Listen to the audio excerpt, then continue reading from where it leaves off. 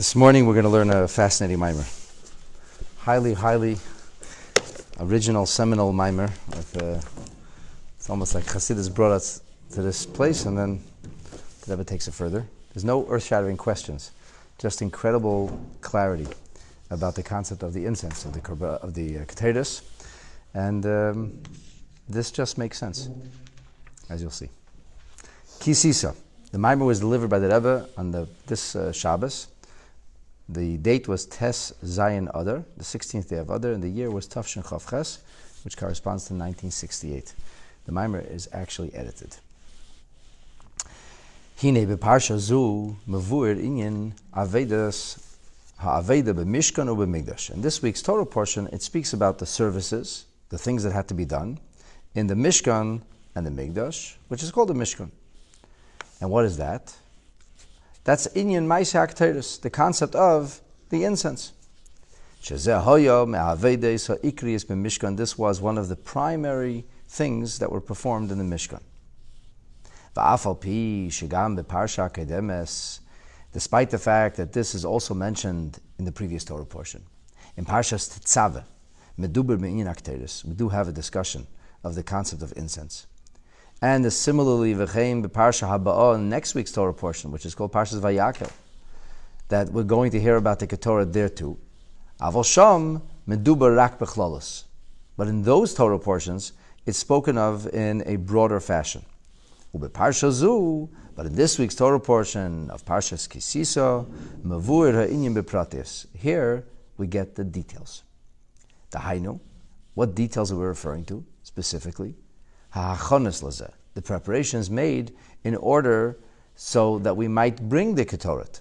There's a compound that has to be made. There's a collection of different ingredients, and there's the way the ingredients are prepared so that we can actually bring the Ketoret.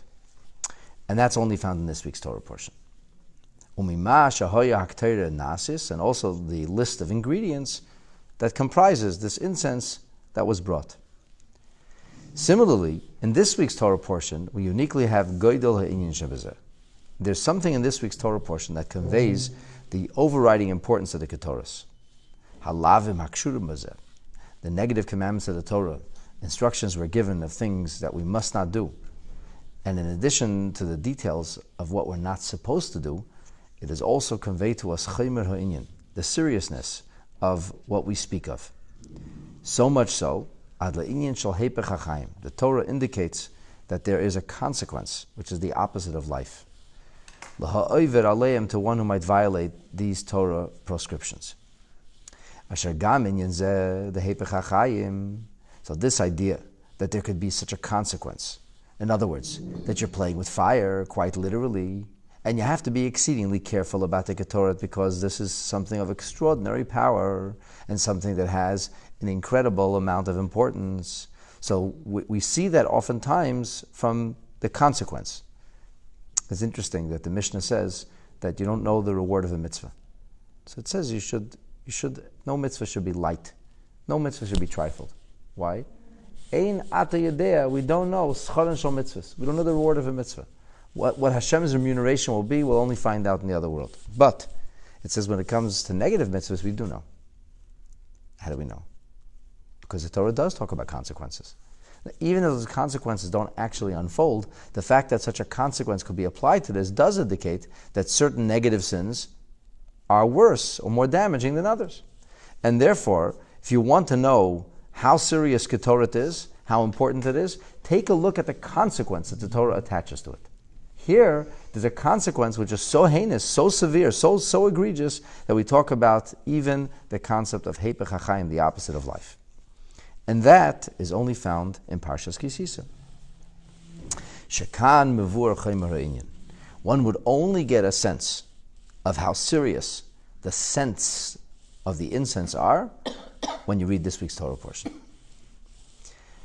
The Rebbe says it's true that bekarbonis yesh kama v'kama lavim. It's true that when it comes to offerings in general in the Beis Hamikdash, there are many proscriptions in the Torah. The Torah talks about chulin ba'azara, not bringing ordinary material into the sacred precincts of the Beis Hamikdash.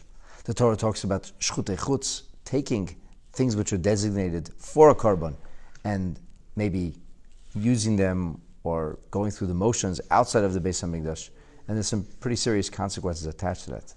But ein ze magia l'Ketoret. None of this comes to Ketoret. Shechamura kol kach, that the Ketoret is, in the Torah's view, so severe, so serious, so weighty, ad le'inyan shel hepech hachayim, to the point that the Torah discusses the opposite of life, not from an earthly court, from a heavenly court. God says He would impose laha'oisa b'maskunta, to one who might replicate these ingredients. So really, you get a sense of how serious it is from the negative fashion in which the violation of these mitzvahs are framed. So in a word, the Rebbe said in this opening part of the Maimer, this is the parsha that we really get introduced to Ketoret in the most serious of ways. Here's where we understand what a big deal this is. V'hine, inyan ha-karbanos u'maisa ha-Ketoret, the concept of offerings, the act of bringing the incense. Harei ze avodas ha-mishkan. This comprises what we call the service of the Mishkan. Is explained in the famous Maimer of the Yud Shvat Maimarim of Basar Lagani. That the overridingly, primarily important Aveda, service in the Mishkan and Migdash, is the concept of karbanos, of offerings, which the offerings are koilel also Ma'aseh HaKetoret. And that's why the Mishkan was made of Atzei Shittim Dafka, as is explained in there in great detail, that the Atzei Shittim represent the acacia tree that grows but kind of veers to a side. It doesn't grow straight, which is like an oxymoron. Here it says, make yourself the straightest planks. So where should you go for straight planks? To a tree that veers to a side. It doesn't make any sense. What does it want? If you want straight planks, go to the other cedar trees. They grow perfectly straight.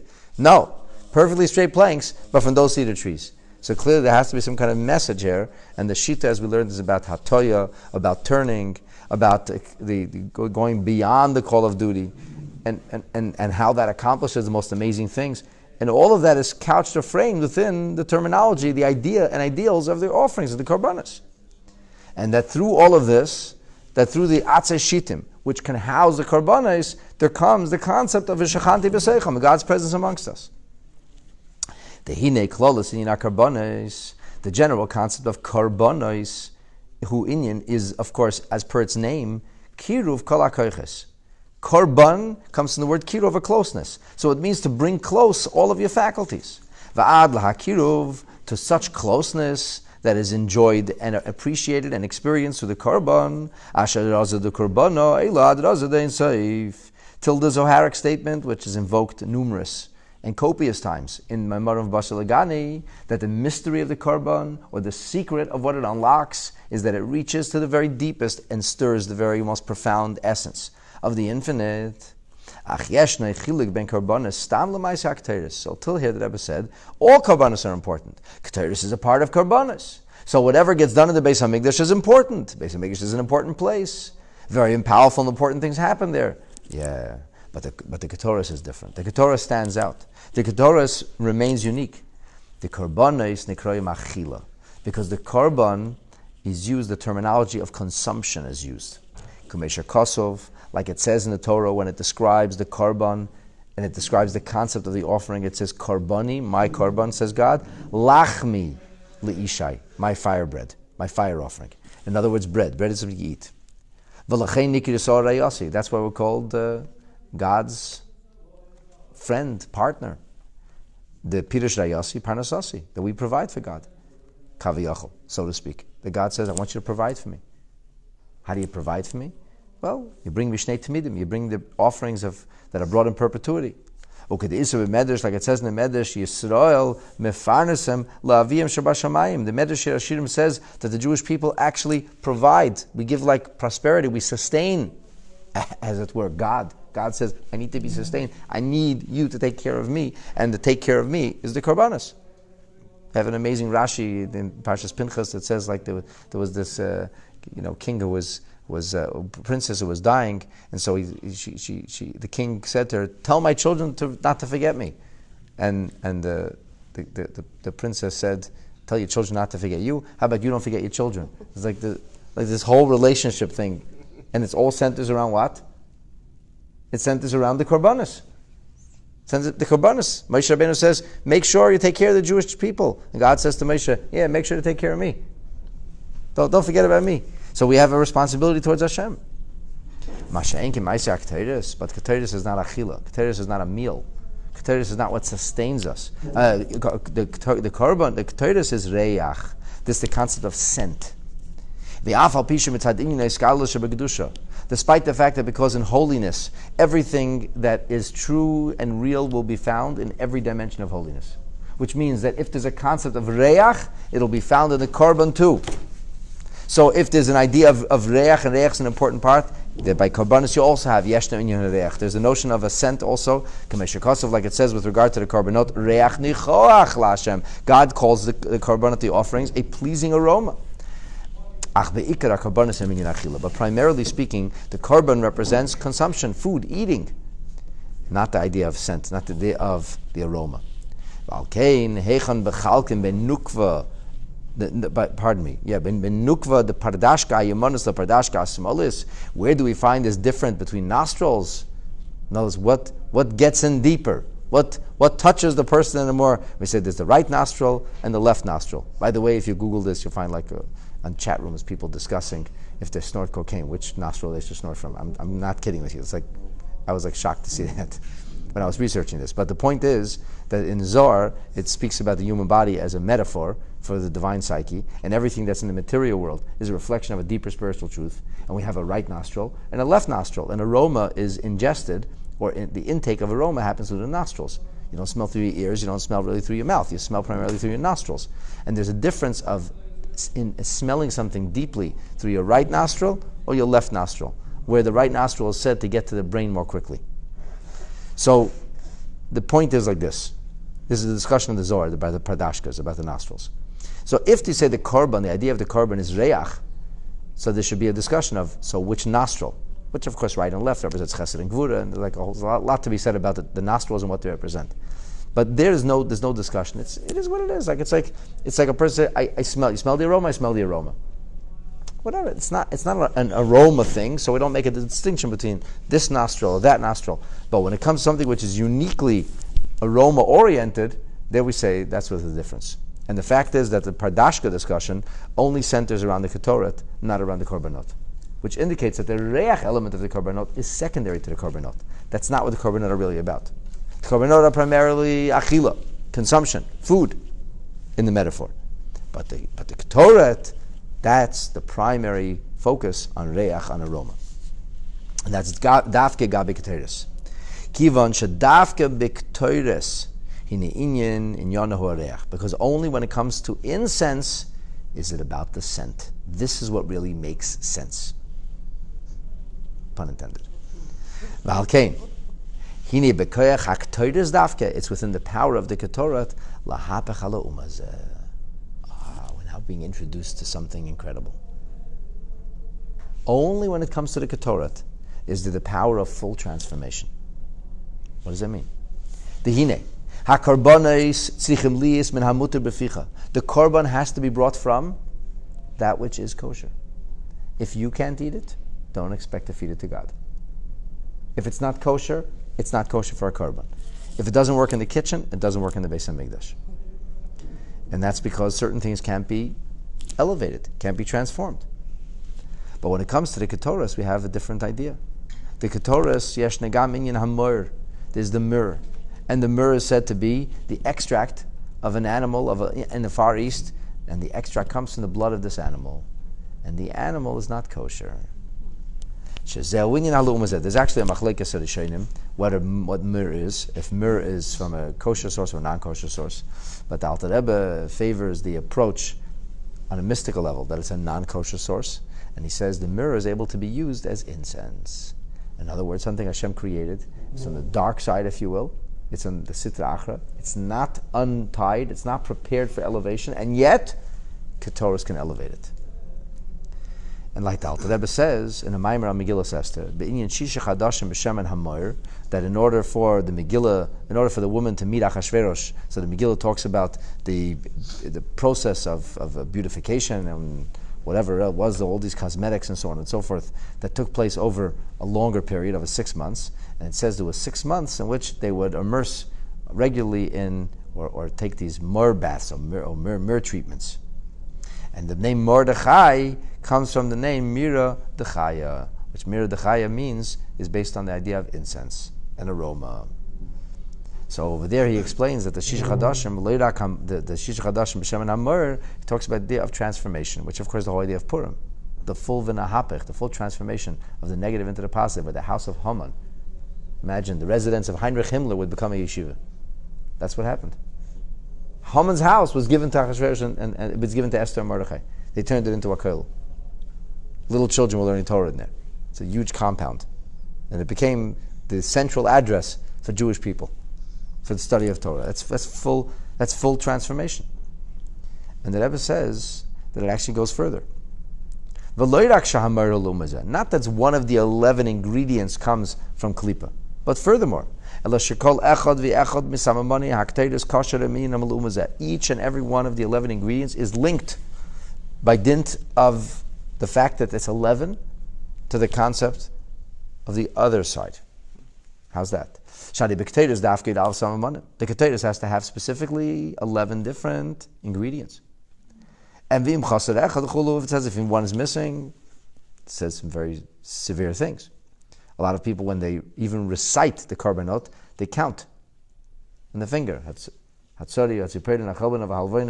He's not supposed to miss even a single ingredient. So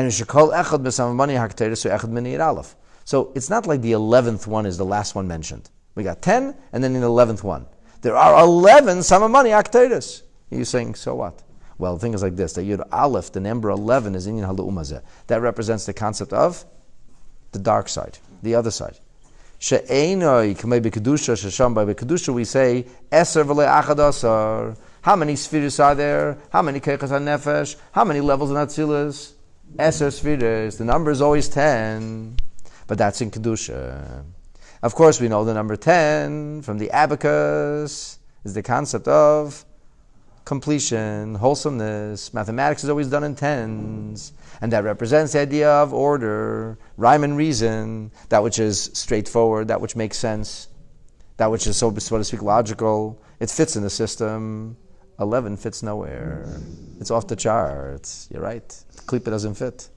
We say furthermore that the 11 ingredients of the Ketoret correspond not to the family of Yaakov, which is perfect and has rhyme and reason, and it has a so to speak a methodology and a perfectly square root.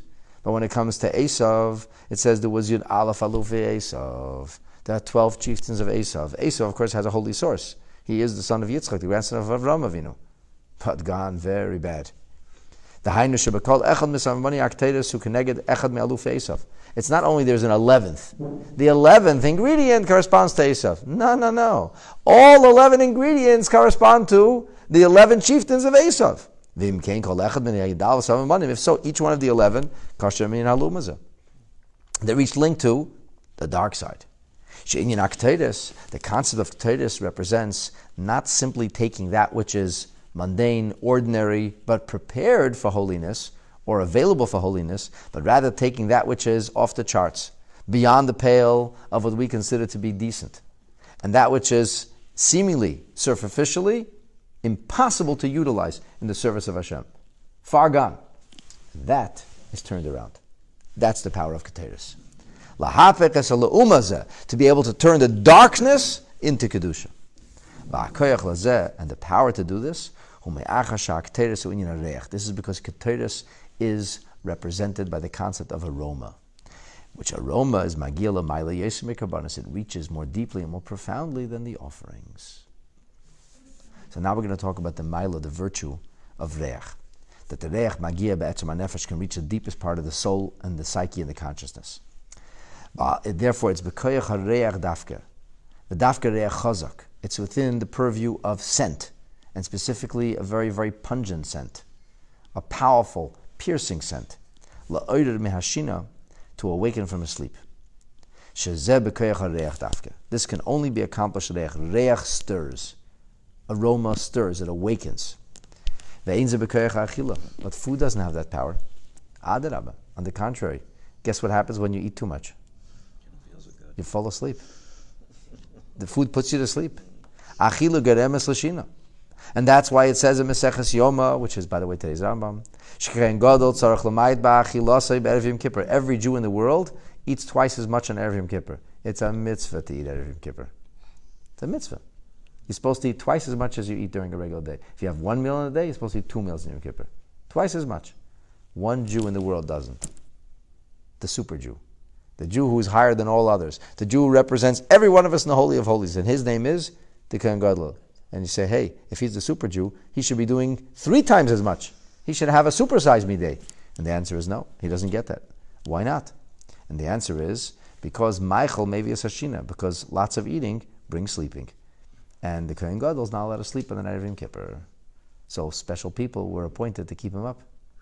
And they would sit and they would, Kohen, come on, don't fall asleep. And they'll tell him to teach a class which is supposed to keep you awake. It's very hard to fall asleep in the middle of giving a sermon, if you're giving it. But and then if the Kohen Gadol couldn't give classes by himself, they would teach him this fascinating stuff. And if he fall asleep, he had people stand next to him, push him, and say, hey, Kohen Gadol, don't sleep. And because of this, we didn't let him eat on Yom Kippur. Everybody else ate, and he was hardly eating. Why? Because Michael maybe Shina. Because food brings sleep. Nobody has a deep aroma and then falls asleep. On the contrary, the aroma sharpens your senses and it wakes you. It's ma'ir me'ashina. And the reason, al pi Chasidus, is because this touches the deepest part of the psyche. It stimulates the deepest and the most profound element of our faculties. Therefore, if there was one kind of Aveda which symbolized the essence of Yom Kippur, which Aveda would it be? Ketoret. It's the incense, which we know that the Kohen Gadol would go into the Holy of Holies but once a year, and what would he bring? The Ketoret, the incense.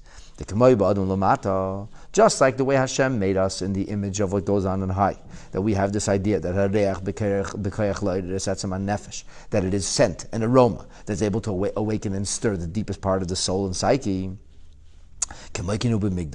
So, in perfect corollary, that's how it is in the Beis HaMikdash. In fact, that's the source of it all. That serving Hashem with aroma, that's what happened in the Holy of Holies, the Kodesh HaKadoshim. Even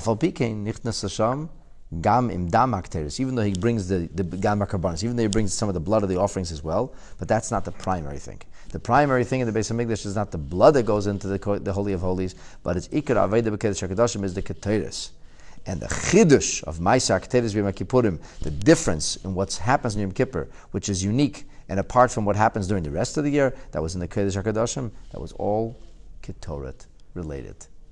There was dam hanichnas b'fnim. There was blood that was brought inside the sanctuary for certain sin offerings. But the one time that things were brought radically different, where everything was off the charts and unusual, that was on Yom Kippur with the Ketoret. So umitzad mailas inyan akter is precisely because of the towering virtue and the powerful punch that the Ketoret packs. So v'chaladim le'yibail. It's a private thing. It's a personal thing. Nobody else can be there. It represents the highest form of intimacy with God. The truth is that even a whole year, the Rebbe notes in the parentheses, B'chsidis muvur in Yom Kippurim. In Chassidus, this is talked about up until this Maimer, always on Yom Kippur. But the Rebbe says the truth is, Keinu b'chol hashana. Even a whole year, the one thing which had to be done in the most private of ways was the Ketoret. So all the Kohanim would leave. Not only would they leave the building of the sanctuary, they would have to retreat to before the area of the Mizbeach, the area in front of the Mizbeach, which was considered to be the most sacred area of scrimmage in the Azara, had to be emptied of everybody. Only the Kohen himself would be there. That would represent the highest and most intimate form of service before Hashem. And that's mitzad mailas hakteris, because of the virtue of teris. Showinyan areach, which represents the notion of scent or aroma. Shemagia be'etzem ha-nefesh. V'hine, the Rebbe says, just like aroma and scent can actually stir a person from a slumber, the same is also on a spiritual level, that in order in order to awaken, to stir from slumber, it's idea reach. And this has a direct link to the concept of Purim. Like it's explained about Purim, the verse in Shir Hashirim, it says, Ani yeshena, I am slumbering, but v'li bi'er, my heart is awake. Kol doidi doifek, the voice of my beloved is knocking. Even though the Jewish people are asleep in Golus, as Haman said, Yeshna Yam Echad, Yashnu, they're sleeping. They're sleeping from mitzvahs. They're sleeping from Yiddishkeit. But Mi'acha Shali Be'er, because the heart is still awake, which it represents the Yechida Shabanefesh, the core, pinnacle, essence of the soul. And that's B'Shleimus. That's 100% intact. It's air. It's awake by everybody. Al Kain Hikail Doidi Doifek, Pischuli. That's why God's knocking. He says, open up for me. God's calling out to us. All these amazing, beautiful terminology that's used. My sister, my beloved, my pigeon, my dove, my perfect one. And in the Maimer, it explains all these things. The other psukim in Shir Hashirim also, like Pashati Eskatanti. There's a knock on the door. He says, I'm in PJs already. I can't get dressed to come open the door. The voice is knocking. The voice of my beloved.